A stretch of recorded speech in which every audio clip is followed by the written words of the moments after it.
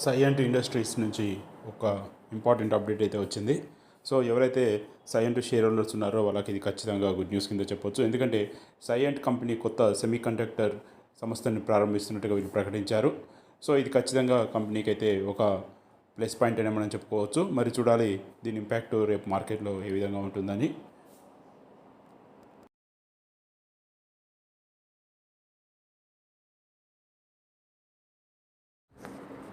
గోగ్రేజ్ consumer product share హోల్డర్స్కి అయితే ఒక good news కింద చెప్పుకోవాలి. ఎందుకంటే గోగ్రేజ్ సంస్థ కొత్తగా నింజా అనే బ్రాండ్ తోటి పెంపుడు జంతువులకి ఆహారాన్ని మార్కెట్లోకి తీసుకొస్తున్నది. సో దాదాపు 500 కోట్ల పెట్టుబడితోటి వీళ్ళు ఈ సెగ్మెంట్లోకి అయితే రావడం జరుగుతుంది. ఇది ఖచ్చితంగా ఆ కంపెనీ షేర్ హోల్డర్స్కి అయితే గుడ్ న్యూస్ కింద చెప్పుకోవాలి. ఎందుకంటే ఈ రోజుల్లో ఈ మన పెంపుడు జంతువుల మార్కెట్ కూడా విపరీతంగా పెరుగుతున్నది ఇండియాలో. మీకు తెలుసు, అమెరికాలో ప్రతి ఇంటికి మినిమం 5 నుంచి 6 పెట్స్ ఉంటాయి. చూద్దాం మరి రేపు ఏ విధంగా మార్కెట్.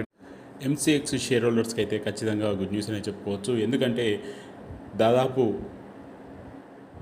3 క్వార్టర్ల తర్వాత లేదా 3 సెషన్ల తర్వాత ఒక్క రోజులో అత్యధిక ప్రీమియం పొందిన డేగా ఈ క్వార్టర్ అయితే రికార్డ్ అయిపోయింది. ఖచ్చితంగా ఇది ఎంసీఎక్స్ షేర్ హోల్డర్స్కి అయితే గుడ్ న్యూస్గా చెప్పుకోవాలి. ఎందుకంటే రోజువారీ ట్రేడింగ్ అనే వాల్యూ రోజు రోజు పెరుగుతుంది. ఎక్కువ మంది ఇన్వెస్టర్లు ట్రేడ్ చేస్తున్నారని చెప్తున్నారు.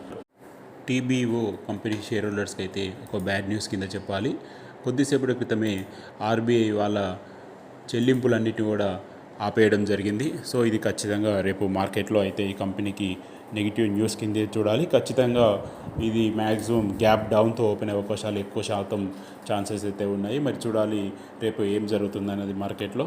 ఖచ్చితంగా ఇది కంపెనీకి అయితే ఒక నెగిటివ్ న్యూస్ కింద మనం చూడవచ్చు. అందులో ఎటువంటి సందేహం అయితే లేదు. స్విగ్గీ షేర్ హోల్డర్స్కి అయితే గుడ్ న్యూస్ అని చెప్పుకోవచ్చు. ఎందుకంటే కొద్దిసేపటి క్రితమే స్విగ్గీ ఇన్స్టామార్ట్ పెద్ద ఆర్డర్లపై దాదాపు 500 వరకు అదనపు లాభం లేదా అదనపు డిస్కౌంట్ ఇచ్చే ప్లాన్ అయితే ప్రారంభించారు. ఎవరైతే 999 రూపాయల పైన ఆర్డర్ చేస్తారో వాళ్ళకి అప్ టు 500 వరకు డిస్కౌంట్ ఇచ్చే అవకాశం ఉందని చెప్పేసి వీళ్ళు చెప్తున్నారు. సో ఏదేమైనా కానీ ఇది ఖచ్చితంగా స్విగ్గీ షేర్ హోల్డర్స్కి అయితే గుడ్ న్యూస్ కిందనే చెప్పుకోవచ్చు. చూడాలి మరి మార్కెట్ ఏ విధంగా ఉంటుందో రేపు.